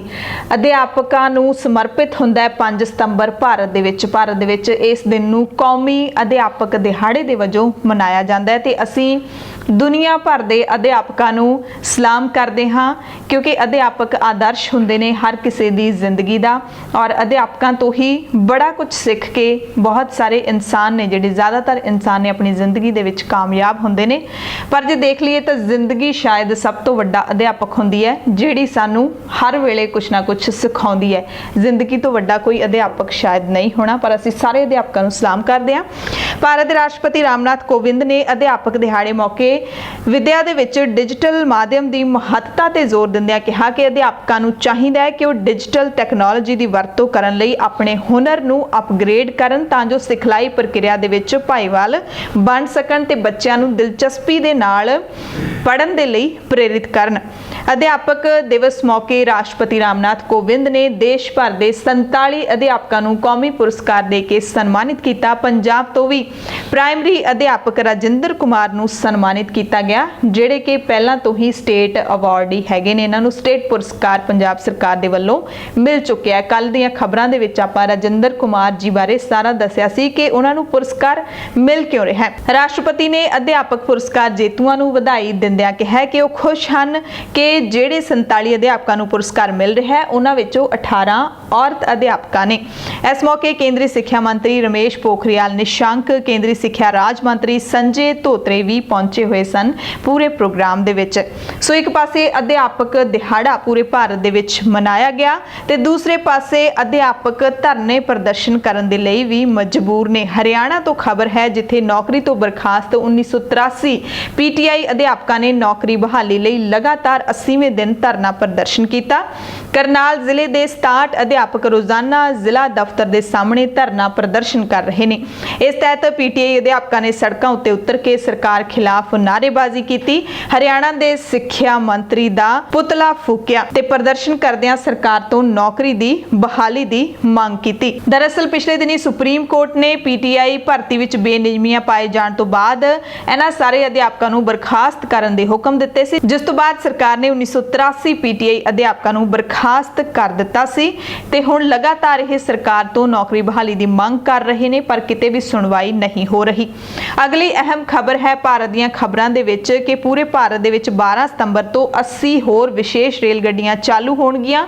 ਰੇਲਵੇ ਬੋਰਡ ਦੇ ਚੇਅਰਮੈਨ ਵੀਕੇ ਯਾਦਵ ਨੇ ਇਸ ਦੀ ਜਾਣਕਾਰੀ ਦਿੱਤੀ ਹੈ ਤੇ ਇਹਨਾਂ ਰੇਲ ਗੱਡੀਆਂ ਦੇ ਵਿੱਚ ਸਫ਼ਰ ਕਰਨ ਦੇ ਲਈ 10 ਸਤੰਬਰ ਤੋਂ ਟਿਕਟਾਂ ਦੀ ਬੁਕਿੰਗ ਹੈ ਜਿਹੜੀ ਉਹ ਸ਼ੁਰੂ ਹੋ ਜਾਏਗੀ। ਆਨਲਾਈਨ ਬੁਕਿੰਗ ਹੈ ਜਿਹੜੀ 10 ਸਤੰਬਰ ਤੋਂ ਤੁਸੀਂ ਕਰਵਾ ਸਕਦੇ ਹੋ। ਜਿਹੜੀਆਂ ਪਹਿਲਾਂ 230 ਟ੍ਰੇਨਾਂ ਚੱਲ ਰਹੀਆਂ ਨੇ ਭਾਰਤ ਦੇ ਵਿੱਚ ਉਹ ਉਸੇ ਤਰ੍ਹਾਂ ਚੱਲਦੀਆਂ ਰਹਿਣਗੀਆਂ। ਉਹਨਾਂ ਤੋਂ ਇਲਾਵਾ 80 ਹੋਰ ਟ੍ਰੇਨਾਂ ਨੇ ਜਿਹੜੀਆਂ ਉਹ ਸ਼ੁਰੂ ਕਰ ਦਿੱਤੀਆਂ ਨੇ ਤੇ ਹੁਣ ਕੁੱਲ ਜਿਹੜੀਆਂ 310 ਟ੍ਰੇਨਾਂ ਹੋ ਜਾਣਗੀਆਂ ਟੋਟਲ ਭਾਰਤ ਦੇ ਵਿੱਚ। ਪਰ ਪੂਰੀਆਂ ਜਿਹੜੀਆਂ ਆਮ ਤੌਰ ਤੇ ਜਨਰਲ ਵਾਂਗ ਟ੍ਰੇਨਾਂ ਨੇ ਜਿਹੜੀਆਂ ਕਦੋਂ ਚੱਲਣਗੀਆਂ ਇਸ ਬਾਰੇ ਹਾਲੇ ਕੋਈ ਜਾਣਕਾਰੀ ਨਹੀਂ ਹੈ। ਦਿੱਲੀ ਤੋਂ ਖਬਰ ਹੈ ਜਿੱਥੇ ਰਾਜਧਾਨੀ ਦੇ ਵਿੱਚ ਕੇਜਰੀਵਾਲ ਸਰਕਾਰ ਨੇ ਪੱਬ ਤੇ ਬਾਰ ਖੋਲਣ ਦਾ ਫੈਸਲਾ ਹੁਣ ਲੈ ਲਿਆ। 9 ਸਤੰਬਰ ਤੋਂ ਬਾਰ ਅਤੇ ਪੱਬ ਖੋਲਣ ਦੀ ਆਗਿਆ ਦੇ ਦਿੱਤੀ ਗਈ ਹੈ। ਦਿੱਲੀ ਦੇ ਉਪ ਰਾਜਪਾਲ ਨੇ ਦਿੱਲੀ ਸਰਕਾਰ ਦੇ ਪ੍ਰਸਤਾਵ ਨੂੰ ਮਨਜ਼ੂਰੀ ਦਿੱਤੀ ਹੈ। ਹਾਲਾਂਕਿ ਪੱਬ ਤੇ ਬਾਰ ਨੂੰ 30 ਸਤੰਬਰ ਤੱਕ ਸਿਰਫ ਟ੍ਰਾਇਲ ਬੇਸਿਸ ਤੇ ਹੀ ਖੋਲਿਆ ਜਾ ਰਿਹਾ ਹੈ। ਦਿੱਲੀ ਦੇ ਵਿੱਚ ਮਾਮਲੇ ਲਗਾਤਾਰ ਵੱਧ ਰਹੇ ਨੇ ਪਰ ਛੋਟਾਂ ਵੀ ਉਨੀਆਂ ਹੀ ਪੂਰੇ ਭਾਰਤ ਦੇ ਵਿੱਚ ਹੀ ਦਿੱਤੀਆਂ ਜਾ ਰਹੀਆਂ ਨੇ।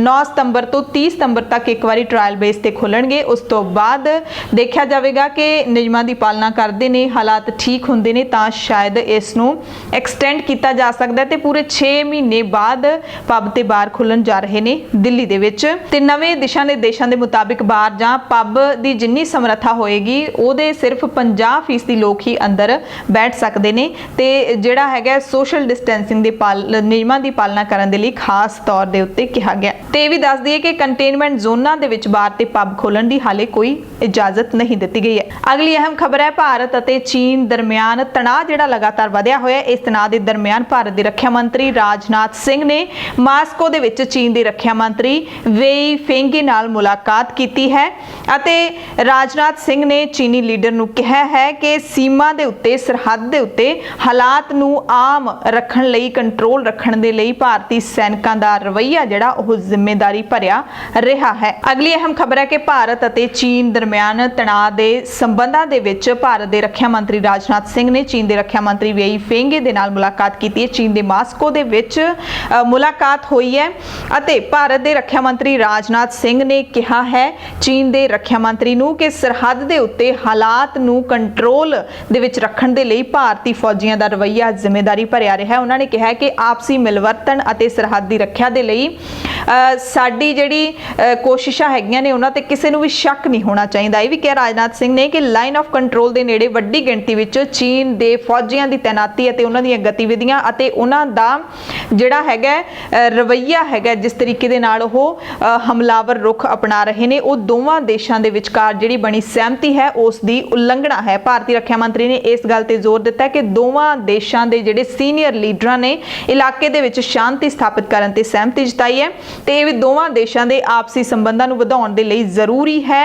ਇਸ ਦੇ ਲਈ ਕਿਸੇ ਮਤਭੇਦ ਨੂੰ ਵਿਵਾਦ ਤੱਕ ਨਹੀਂ ਵਧਾਉਣਾ ਚਾਹੀਦਾ। ਅਤੇ ਦੋਵਾਂ ਮੁਲਕਾਂ ਦੇ ਰੱਖਿਆ ਮੰਤਰੀਆਂ ਦੇ ਵਿਚਕਾਰ ਹੋਈ ਬੈਠਕ ਤੋਂ ਬਾਅਦ ਚੀਨ ਦਾ ਵੀ ਬਿਆਨ ਆਇਆ। ਉਹਨਾਂ ਨੇ ਕਿਹਾ ਕਿ ਅਸੀਂ ਆਪਣੀ 1 ਇੰਚ ਵੀ ਜ਼ਮੀਨ ਛੱਡ ਨਹੀਂ ਸਕਦੇ। ਜਦੋਂ ਮੀਟਿੰਗ ਹੋਈ ਹੈ ਉਸ ਤੋਂ ਬਾਅਦ 2 ਘੰਟੇ ਕਰੀਬ ਇਹ ਮੀਟਿੰਗ ਚੱਲੀ ਹੈ, ਜਿਸ ਤੋਂ ਬਾਅਦ ਚੀਨ ਨੇ ਅਧਿਕਾਰਿਤ ਤੌਰ ਤੇ ਬਿਆਨ ਜਾਰੀ ਕੀਤਾ ਹੈ। ਬਿਆਨ ਦੇ ਵਿੱਚ ਇਲਜ਼ਾਮ ਵੀ ਲਾਇਆ ਗਿਆ ਹੈ ਭਾਰਤ ਦੇ ਉੱਤੇ ਕਿ ਲੱਦਾਖ ਦੇ ਵਿੱਚ ਤਣਾਅ ਵਧਾਉਣ ਦੇ ਲਈ ਭਾਰਤ ਪੂਰੀ ਤਰ੍ਹਾਂ ਦੇ ਨਾਲ ਜ਼ਿੰਮੇਦਾਰ ਹੈ। ਨਾਲ ਹੀ ਬਿਆਨ ਦੇ ਵਿੱਚ ਚੇਤਾਵਨੀ ਭਰੇ ਲਹਿਜ਼ੇ ਦੇ ਵਿੱਚ ਵੀ ਕਿਹਾ ਚੀਨ ਨੇ ਕਿ ਚੀਨ ਆਪਣੀ 1 ਇੰਚ ਵੀ ਜ਼ਮੀਨ ਨਹੀਂ ਛੱਡ ਸਕਦਾ। ਬਿਆਨ ਵਿੱਚ ਇਹ ਵੀ ਕਿਹਾ ਗਿਆ ਕਿ ਚੀਨ ਭਾਰਤ ਸਰਹੱਦ ਦੇ ਉੱਤੇ ਮੌਜੂਦਾ ਤਣਾਅ ਦੇ ਕਾਰਨ ਸੱਚਾਈ ਸਪਸ਼ਟ ਹੈ ਤੇ ਇਸ ਦੀ ਜ਼ਿੰਮੇਵਾਰੀ ਪੂਰੀ ਤਰ੍ਹਾਂ ਨਾਲ ਭਾਰਤ ਦੇ ਉੱਤੇ ਹੈ।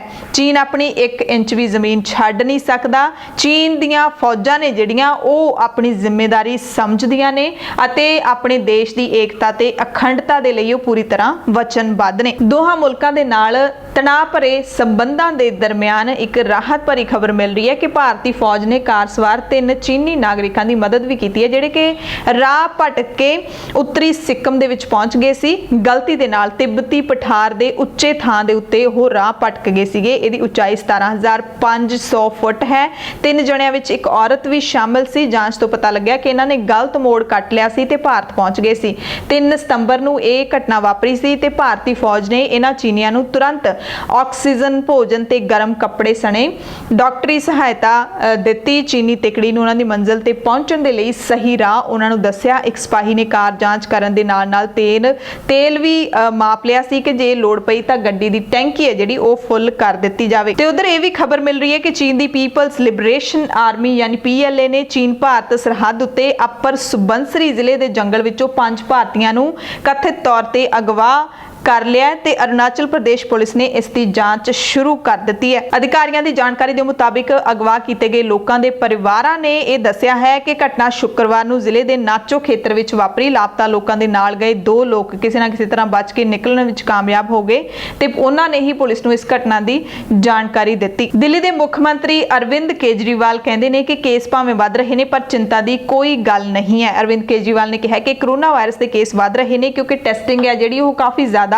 ਵਧਾ ਦਿੱਤੀ ਗਈ ਹੈ। ਟੈਸਟਿੰਗ ਦੀ ਗਿਣਤੀ ਵਧਾ ਕੇ 40,000 ਟੈਸਟ ਪ੍ਰਤੀ ਦਿਨ ਕਰ ਦਿੱਤੀ ਗਈ ਹੈ, ਯਾਨੀ ਕਿ ਰਾਜਧਾਨੀ ਦੇ ਵਿੱਚ ਇੱਕ ਦਿਨ ਦੇ ਵਿੱਚ 40,000 ਟੈਸਟ ਹੋ ਰਹੇ ਨੇ, ਜਿਸ ਤੋਂ ਬਾਅਦ ਮਰੀਜ਼ਾਂ ਦੀ ਗਿਣਤੀ ਵਿੱਚ ਵਾਧਾ ਵੀ ਹੋ ਰਿਹਾ ਹੈ। ਬੀਤੇ 24 ਘੰਟਿਆਂ ਦੌਰਾਨ 2900 ਤੋਂ ਵੱਧ ਕੇਸ ਸਾਹਮਣੇ ਆ ਰਹੇ ਨੇ ਪਰ ਕੇਜਰੀਵਾਲ ਕਹਿੰਦੇ ਨੇ ਕਿ ਚਿੰਤਾ ਕਰਨ ਦੀ ਫਿਲਹਾਲ ਕੋਈ ਲੋੜ ਨਹੀਂ ਹੈ ਕਿਉਂਕਿ ਹਾਲਾਤ ਕਾਬੂ ਦੇ ਵਿੱਚ ਨੇ, ਪਰ ਕਿਸੇ ਵੀ ਤਰ੍ਹਾਂ ਦੀ ਲਾਪਰਵਾਹੀ ਹੈ ਜਿਹੜੀ ਉਹ ਵਰਤੀ ਨਹੀਂ ਜਾਣੀ ਚਾਹੀਦੀ। ਕਰੋਨਾ ਨਾਲ ਹੋਣ ਵਾਲੀਆਂ ਮੌਤਾਂ ਰੁਕਣੀਆਂ ਚਾਹੀਦੀਆਂ ਨੇ। ਇਸ ਦੇ ਲਈ ਉਹਨਾਂ ਨੇ ਪ੍ਰਸ਼ਾਸਨ ਨੂੰ ਕਿਹਾ ਕਿ ਪੁਖਤਾ ਪ੍ਰਬੰਧ ਹੋਰ ਸਹੀ ਕੀਤੇ ਜਾਣ। ਜੇਕਰ ਕਰੋਨਾ ਹੋਇਆ ਤੇ ਵਿਅਕਤੀ ਠੀਕ ਹੋ ਜਾਂਦਾ ਤਾਂ ਦਿੱਕਤ ਦੀ ਕੋਈ ਗੱਲ ਨਹੀਂ ਹੈ। ਦਿੱਕਤ ਉਸ ਵੇਲੇ ਹੈ ਜਦੋਂ ਕਿਸੇ ਨੂੰ ਕਰੋਨਾ ਹੋਵੇ ਤੇ ਉਸ ਦੀ ਮੌਤ ਹੋ ਜਾਵੇ।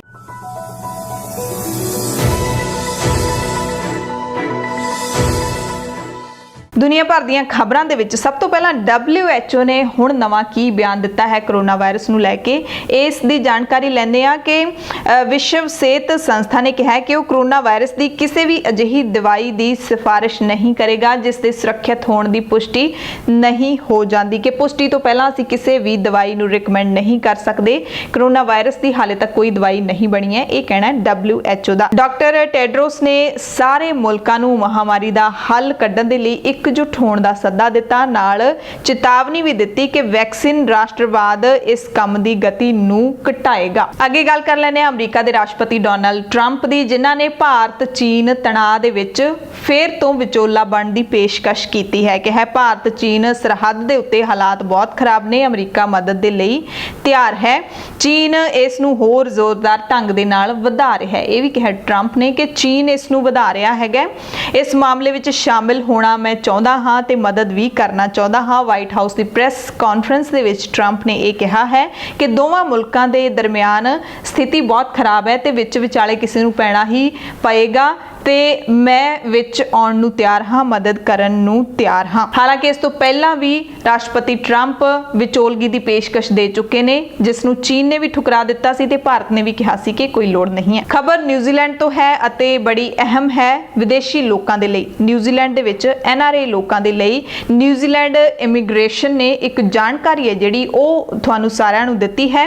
ਵਿਜ਼ਿਟਰ ਵੀਜ਼ਾ ਸਿਸਟਮ ਨੂੰ ਨਿਊਜ਼ੀਲੈਂਡ ਦੀ ਇਮੀਗ੍ਰੇਸ਼ਨ ਕੁਝ ਬਦਲ ਰਹੀ ਹੈ ਤਾਂ ਕਿ ਅਸਥਾਈ ਵੀਜ਼ੇ ਵਾਲਿਆਂ ਦੀ ਸਹਾਇਤਾ ਹੋ ਸਕੇ ਜੋ ਕੋਵਿਡ-19 ਕਰਕੇ ਇੱਥੇ ਰੁਕੇ ਹੋਏ ਨੇ ਜਾਂ ਫਿਰ ਫਸੇ ਹੋਏ ਨੇ। ਯਾਨੀ ਕਿ ਸੌਖੇ ਸ਼ਬਦਾਂ ਵਿੱਚ ਦੱਸ ਦਈਏ ਤਾਂ ਨਿਊਜ਼ੀਲੈਂਡ ਦੀ ਸਰਕਾਰ ਹੈ ਜਿਹੜੀ ਉਹ ਵਿਜ਼ਿਟਰ ਵੀਜ਼ਾ ਦੀ ਮਿਆਦ ਵਧਾਉਣ ਜਾ ਰਹੀ ਹੈ। ਵਿਜ਼ਿਟਰ ਵੀਜ਼ਾ ਲੈ ਕੇ ਜਿਹੜੇ ਲੋਕ ਗਏ ਹੋਏ ਨੇ 6-6 ਮਹੀਨੇ ਪਹਿਲਾਂ ਦੇ ਨਿਊਜ਼ੀਲੈਂਡ ਦੇ ਵਿੱਚ ਨੇ, ਇੱਧਰ ਨਹੀਂ ਆ ਸਕਦੇ, ਫਲਾਈਟਾਂ ਬੰਦ ਨੇ, ਫਸੇ ਹੋਏ ਨੇ ਜਾਂ ਫਿਰ ਆਪਣੇ ਸਕੇ ਸੰਬੰਧੀਆਂ ਦੇ ਕੋਲ ਸੁਰੱਖਿਆ ਦੇ ਤਹਿਤ ਰੁਕੇ ਹੋਏ ਨੇ, ਤਾਂ ਸਰਕਾਰ ਨੇ ਹੁਣ ਫੈਸਲਾ ਕਿਹਾ ਹੈ ਕਿ ਜਿੰਨਾ ਚਿਰ ਉਹ ਲੋਕ ਨੇ ਜਿਹੜੇ ਟੂਰਿਸਟ ਵੀਜ਼ਾ ਵਾਲੇ ਆਪਣੀ ਵਤਨ ਵਾਪਸੀ ਦਾ ਪ੍ਰਬੰਧ ਨਹੀਂ ਕਰ ਲੈਂਦੇ, ਉਹਨਾਂ ਚਿਰ ਅਸੀਂ ਉਹਨਾਂ ਦੇ ਆਟੋਮੈਟਿਕ ਵੀਜ਼ੇ ਵਧਾ ਦਿਆਂਗੇ ਤਾਂ ਕਿ ਉਹਨਾਂ ਨੂੰ ਗੈਰ ਕਾਨੂੰਨੀ ਨਿਊਜ਼ੀਲੈਂਡ ਦੇ ਵਿੱਚ ਨਾ ਰਹਿਣਾ ਪਵੇ, ਕਾਨੂੰਨੀ ਤੌਰ ਤੇ ਉਹ ਰਹਿ ਸਕਣ। ਇਸ ਕਰਕੇ ਇਮੀਗ੍ਰੇਸ਼ਨ ਹੈ ਜਿਹੜੀ ਆਟੋਮੈਟਿਕ ਤਰੀਕੇ ਦੇ ਨਾਲ ਵੀਜ਼ੇ ਵਧਾ ਰਹੀ ਹੈ। ਹੋਰ ਵਿਸਥਾਰ ਦੇ ਵਿੱਚ ਤੁਹਾਨੂੰ ਜਾਣਕਾਰੀ ਦੇ ਦਈਏ, ਜਿਹੜੇ ਲੋਕਾਂ ਦੇ ਵਿਜ਼ਟਰ ਵੀਜ਼ੇ ਇਸ ਸਾਲ ਯਾਨੀ ਕਿ 2020 ਦੇ ਵਿੱਚ 4 ਸਤੰਬਰ ਤੋਂ ਅਕਤੂਬਰ ਮਹੀਨੇ ਦੇ ਅੰਤ ਤੱਕ ਯਾਨੀ ਕਿ 4 ਸਤੰਬਰ ਤੋਂ ਲੈ ਕੇ 30 ਅਕਤੂਬਰ ਤੱਕ ਜਿਨ੍ਹਾਂ ਦੇ ਵੀਜ਼ੇ ਖਤਮ ਹੋ ਰਹੇ ਨੇ, ਉਹਨਾਂ ਦੇ ਵੀਜ਼ੇ ਹੋਰ 5 ਮਹੀਨੇ ਵਧਾ ਦਿੱਤੇ ਜਾਣਗੇ। ਯਾਨੀ ਕਿ ਜਿਹਦਾ ਵੀਜ਼ਾ ਜਿਹੜਾ 30 ਅਕਤੂਬਰ ਨੂੰ ਖਤਮ ਹੋ ਰਿਹਾ ਹੈ, ਉਹਦਾ ਨਵੰਬਰ, ਦਸੰਬਰ, ਜਨਵਰੀ, ਫਰਵਰੀ, ਮਾਰਚ 30 ਮਾਰਚ ਤੱਕ ਵੀਜ਼ਾ ਵਧਾ ਦਿੱਤਾ ਜਾਊਗਾ 5 ਮਹੀਨੇ ਦਾ ਆਟੋਮੈਟਿਕ। ਵੱਖਰੀ ਸ਼੍ਰੇਣੀ ਵਾਲੇ ਵੀਜ਼ੇ ਇਸ ਸੁਵਿਧਾ ਦੇ ਵਿੱਚ ਨਹੀਂ ਆਉਣਗੇ, ਜਿਵੇਂ ਕਿਸੇ ਨਾਜ਼ੁਕ ਸਥਿਤੀ ਵਿੱਚ ਇੱਥੇ ਆਇਆ ਵਿਅਕਤੀ, ਕਿਸੇ ਨਾਬਾਲਿਗ ਵਿਦਿਆਰਥੀ ਦੇ ਗਾਰਡੀਅਨ ਵਜੋਂ ਆਇਆ ਵਿਅਕਤੀ ਜਾਂ ਫਿਰ ਵਰਕ ਵੀਜ਼ੇ ਵਾਲਾ ਵਿਅਕਤੀ ਜਿਨ੍ਹਾਂ ਦੇ ਵੀਜ਼ੇ ਪਹਿਲਾਂ ਹੀ ਵੱਧ ਚੁੱਕੇ ਨੇ ਅਤੇ ਉਸ ਦੇ ਆਧਾਰ ਉੱਤੇ ਰਹਿਣ ਵਾਲਾ ਉਹਦਾ ਕੋਈ ਸਾਥੀ, ਉਹਨਾਂ ਦੇ ਵੀਜ਼ੇ ਨਹੀਂ ਵਧਾਏ ਜਾਣਗੇ। ਜਿਹੜੇ ਲੋਕਾਂ ਦੇ ਵੀਜ਼ੇ ਵਧਾਏ ਜਾਣਗੇ ਉਹਨਾਂ ਦੇ ਨਾਲ ਇਮੀਗ੍ਰੇਸ਼ਨ ਹੈ ਜਿਹੜੀ ਆਪਣੇ ਆਪ ਸਤੰਬਰ ਦੇ ਅੱਧ ਤੱਕ ਸੰਪਰਕ ਕਰਨਾ ਸ਼ੁਰੂ ਕਰ ਦੇਵੇਗੀ। ਇਸ ਦੇ ਨਾਲ ਹੀ ਸਰਕਾਰ ਦੇ ਵੱਲੋਂ ਇੱਕ ਵਿਸ਼ੇਸ਼ ਸ਼੍ਰੇਣੀ ਕੋਵਿਡ-19 ਸ਼ਾਰਟ ਟਰਮ ਵਿਜ਼ਿਟਰ ਵੀਜ਼ਾ ਵੀ ਲਿਆਂਦਾ ਜਾ ਰਿਹਾ ਹੈ, ਜਿਸ ਦੀ ਮਿਆਦ ਸਿਰਫ 2 ਮਹੀਨੇ ਦੀ ਹੋਵੇਗੀ ਤਾਂ ਕਿ ਨਿਊਜ਼ੀਲੈਂਡ ਦੇ ਵਿੱਚ ਰੁਕੇ ਹੋਏ ਲੋਕ ਆਪਣੀ ਵਤਨ ਵਾਪਸੀ ਦਾ ਪ੍ਰਬੰਧ ਕਰ ਸਕਣ। ਜਿਹੜੇ ਲੋਕ ਸ਼ਾਰਟ ਟਰਮ ਵੀਜ਼ੇ ਉੱਤੇ ਕੰਮ ਕਰਦੇ ਨੇ ਉਹਨਾਂ ਨੂੰ ਇਸ ਦੀ ਆਗਿਆ ਨਹੀਂ ਹੋਵੇਗੀ, ਉਹਨਾਂ ਦੇ ਵੀਜ਼ੇ ਨਹੀਂ ਵਧਾਏ ਜਾਣਗੇ ਆਟੋਮੈਟਿਕ ਤਰੀਕੇ ਦੇ ਨਾਲ। ਇਮੀਗ੍ਰੇਸ਼ਨ ਨੇ ਇਹ ਸਪਸ਼ਟ ਕੀਤਾ ਹੈ ਕਿ ਕੋਵਿਡ-19 ਸ਼ਾਰਟ ਟਰਮ ਵੀਜ਼ਾ ਉਹਨਾਂ ਦੀ ਸਹਾਇਤਾ ਵਾਸਤੇ ਹੈ ਜਿਨ੍ਹਾਂ ਦਾ ਮੌਜੂਦਾ ਵਿਜ਼ਿਟਰ ਵੀਜ਼ਾ, ਵਰਕ ਵੀਜ਼ਾ, ਵਿਦਿਆਰਥੀ ਵੀਜ਼ਾ ਜਾਂ ਪਾਰਟਨਰਸ਼ਿਪ ਵੀਜ਼ਾ ਖਤਮ ਹੋਣ ਵਾਲਾ ਹੈ ਤੇ ਇਹਨਾਂ ਨੂੰ ਹੋਰ ਕੋਈ ਵੀਜ਼ਾ ਮਿਲ ਹੀ ਨਹੀਂ ਸਕਦਾ। ਯਾਨੀ ਕਿ ਆਪਣਾ ਵੀਜ਼ਾ ਹੋਰ ਕਿਸੇ ਵੀਜ਼ੇ ਦੇ ਵਿੱਚ ਟ੍ਰਾਂਸਫਰ ਨਹੀਂ ਕਰਵਾ ਸਕਦੇ, ਇਸ ਤੋਂ ਅਪਗ੍ਰੇਡ ਨਹੀਂ ਹੋ ਸਕਦੇ, ਤਾਂ ਇਹਨਾਂ ਦਾ ਸਿਰਫ ਇਹੀ ਵੀਜ਼ਾ ਹੋ ਸਕਦਾ, ਵੀਜ਼ੇ ਨੂੰ ਬਦਲ ਨਹੀਂ ਸਕਦੇ ਨਿਊਜ਼ੀਲੈਂਡ ਦੇ ਵਿੱਚ ਜਾ ਕੇ। ਇਸ ਕਰਕੇ ਇਹਨਾਂ ਦਾ ਵੀਜ਼ਾ ਆਟੋਮੈਟਿਕ ਤਰੀਕੇ ਦੇ ਨਾਲ ਵਧਾ ਦਿੱਤਾ ਜਾਏਗਾ ਤੇ ਜਦੋਂ ਇਮੀਗ੍ਰੇਸ਼ਨ ਇਹਨਾਂ ਵੀਜ਼ਾ ਧਾਰਕਾਂ ਨੂੰ ਸੰਪਰਕ ਕਰੇਗੀ ਤਾਂ ਇਹਨਾਂ ਨੂੰ ਅਰਜ਼ੀ ਦੇ ਨਾਲ ਫੀਸ ਵੀ ਦੇਣੀ ਪਵੇਗੀ। ਇਮੀਗ੍ਰੇਸ਼ਨ ਵੈਬਸਾਈਟ ਹੈ ਜਿਹੜੀ ਨਿਊਜ਼ੀਲੈਂਡ ਦੀ, ਉਹਦੇ ਉੱਤੇ ਜਾਣਕਾਰੀ ਹੈ ਜਿਹੜੀ ਉਹ ਅਪਲੋਡ ਹੁੰਦੀ ਰਹੇਗੀ। 5 ਸਤੰਬਰ ਹੈ, 15 ਸਤੰਬਰ ਤੋਂ ਪਹਿਲਾਂ ਜਿਹੜੀ ਸਾਰੀ ਜਾਣਕਾਰੀ ਨਿਊਜ਼ੀਲੈਂਡ ਦੀ ਇਮੀਗ੍ਰੇਸ਼ਨ ਵੈਬਸਾਈਟ ਦੇ ਉੱਤੇ ਅਪਲੋਡ ਹੋ ਜਾਏਗੀ। ਤੇ ਇਹ ਜ਼ਰੂਰੀ ਤੁਸੀਂ ਯਾਦ ਰੱਖਿਓ ਕਿ ਜਦੋਂ ਤੁਸੀਂ ਆਪਣਾ ਵੀਜ਼ਾ ਇਹ ਅਪਲਾਈ ਕਰਨਾ ਹੈ ਯਾਨੀ ਕਿ ਐਕਸਟੈਂਡ ਕਰਵਾਉਣਾ ਹੈ, ਤੁਹਾਡੇ ਕੋਲ ਪਾਸਪੋਰਟ ਤੇ ਆਪਣਾ ਜਿਹੜੇ ਡਾਕੂਮੈਂਟ ਹੁੰਦੇ ਨੇ, ਪਹਿਲਾਂ ਤੁਸੀਂ ਡਾਕੂਮੈਂਟਸ ਦਿੱਤੇ ਸੀ ਉਹ ਹੋਣੇ ਚਾਹੀਦੇ ਨੇ। ਨਿਊਜ਼ੀਲੈਂਡ ਰਹਿਣ ਦੇ ਲਈ ਤੁਹਾਡੇ ਕੋਲੇ ਇੱਕ ਸੋਲਿਡ ਰੀਜ਼ਨ ਹੋਣਾ ਚਾਹੀਦਾ ਹੈ। ਇਹ ਨਹੀਂ ਕਿ ਤੁਸੀਂ ਬਣਾ ਕੇ ਕੋਈ ਬਹਾਨੇ ਲਾ ਕੇ ਪੇਸ਼ ਕਰੋ ਤੇ ਇਮੀਗ੍ਰੇਸ਼ਨ ਨੇ ਫੜ ਹੀ ਲੈਣਾ ਹੁੰਦਾ ਹੈ। ਨਿਊਜ਼ੀਲੈਂਡ ਤੁਰੰਤ ਨਾ ਛੱਡਣ ਦਾ ਕਾਰਨ ਹੈ ਜਿਹੜਾ ਉਹ ਤੁਹਾਨੂੰ ਲਿਖਤੀ ਰੂਪ ਚ ਦੇਣਾ ਪਵੇਗਾ ਅਤੇ ਵੀਜ਼ੇ ਦੀ ਮਿਆਦ ਖਤਮ ਹੋਣ ਉੱਤੇ ਵਾਪਸ ਜਾਣ ਦਾ ਜਿਹੜਾ ਡਿਕਲੇਰੇਸ਼ਨ ਉਹ ਦੇਣਾ ਪਵੇਗਾ। ਸੋ ਜਿਹੜੇ ਵੀ ਲੋਕ ਨਿਊਜ਼ੀਲੈਂਡ ਦੇ ਵਿੱਚ ਕੋਵਿਡ-19 ਕਰਕੇ ਰੁਕੇ ਹੋਏ ਨੇ ਜਾਂ ਫਸੇ ਹੋਏ ਨੇ, ਉਹ ਕਾਨੂੰਨੀ ਤੌਰ ਤੇ ਆਪਣੀ ਵਤਨ ਵਾਪਸੀ ਦਾ ਪ੍ਰਬੰਧ ਹੈ ਜਿਹੜਾ ਉਹ ਕਰ ਸਕਦੇ ਨੇ। ਅਗਲੀ ਖਬਰ ਵਿਦੇਸ਼ ਦੀਆਂ ਖਬਰਾਂ ਦੇ ਵਿੱਚ ਜਾਂਦੇ ਤੁਹਾਨੂੰ ਦੱਸ ਦਈਏ UAE ਤੋਂ ਯੂਨਾਈਟਿਡ ਅਰਬ ਐਮੀਰੇਟਸ ਤੋਂ, ਜਿੱਥੇ ਪੰਜਾਬੀ ਨੌਜਵਾਨ ਨੂੰ 10 ਲੱਖ ਦਰਾਮ ਦੀ ਲੋਟਰੀ ਨਿਕਲੀ ਹੈ। 35 ਸਾਲ ਦਾ ਨੌਜਵਾਨ ਹੈ, 10 ਲੱਖ ਦਰਾਮ ਯਾਨੀ ਕਿ 19 ਕਰੋੜ 90 ਲੱਖ ਦੀ ਲੋਟਰੀ ਹੈ ਜਿਹੜੀ ਉਹ ਨਿਕਲੀ ਹੈ। ਇਹ ਨੌਜਵਾਨ ਪੰਜਾਬ ਦਾ ਰਹਿਣ ਵਾਲਾ ਹੈ, ਗੁਰਪ੍ਰੀਤ ਸਿੰਘ ਇਸ ਦਾ ਨਾਮ ਹੈ। ਸ਼ਾਰਜਾ ਦੇ ਵਿੱਚ IT ਮੈਨੇਜਰ ਦੇ ਵਜੋਂ ਕੰਮ ਕਰਦਾ ਹੈ। ਖਲੀਜ ਟਾਈਮਜ਼ ਦੀ ਰਿਪੋਰਟ ਦੇ ਮੁਤਾਬਿਕ ਗੁਰਪ੍ਰੀਤ ਨੇ 12 ਅਗਸਤ ਨੂੰ ਟਿਕਟ ਖਰੀਦੀ ਸੀ, ਟਿਕਟ ਨੰਬਰ 067757 ਤੇ 3 ਸਤੰਬਰ ਨੂੰ ਜਦੋਂ ਲੋਟਰੀ ਦੇ ਪ੍ਰਬੰਧਕਾਂ ਨੇ ਜੈਕਪਾਟ ਨਿਕਲਣ ਦੀ ਜਾਣਕਾਰੀ ਦਿੱਤੀ ਤਾਂ ਪਹਿਲਾਂ ਉਸ ਨੂੰ ਲੱਗਿਆ ਕਿ ਕੋਈ ਮਜ਼ਾਕ ਕਰ ਰਿਹਾ ਹੈ ਤੇ ਫਿਰ ਆਖਿਰਕਾਰ ਯਕੀਨ ਹੋ ਹੀ ਗਿਆ ਤੇ ਗੁਰਪ੍ਰੀਤ ਦੇ ਦੱਸਣ ਦੇ ਮੁਤਾਬਿਕ ਪਿਛਲੇ 2 ਸਾਲਾਂ ਤੋਂ ਲੋਟਰੀ ਲਈ ਆਪਣੀ ਕਿਸਮਤ ਅਜ਼ਮਾ ਰਿਹਾ ਸੀ। ਸਾਡੇ ਵੱਲੋਂ ਵੀ ਵਧਾਈਆਂ। ਪ੍ਰਾਈਮ ਟਾਈਮ ਦੇਖ ਰਹੇ ਸਾਰੇ ਦਰਸ਼ਕਾਂ ਦਾ ਬਹੁਤ-ਬਹੁਤ ਧੰਨਵਾਦ। ਤੁਸੀਂ ਸਾਰੇ ਆਪਣਾ ਧਿਆਨ ਜ਼ਰੂਰ ਰੱਖਿਓ, ਸਾਵਧਾਨੀਆਂ ਦੀ ਪਾਲਣਾ ਜ਼ਰੂਰ ਕਰਦੇ ਰਹੋ। ਕੱਲ ਫਿਰ ਮਿਲਾਂਗੇ। ਧੰਨਵਾਦ।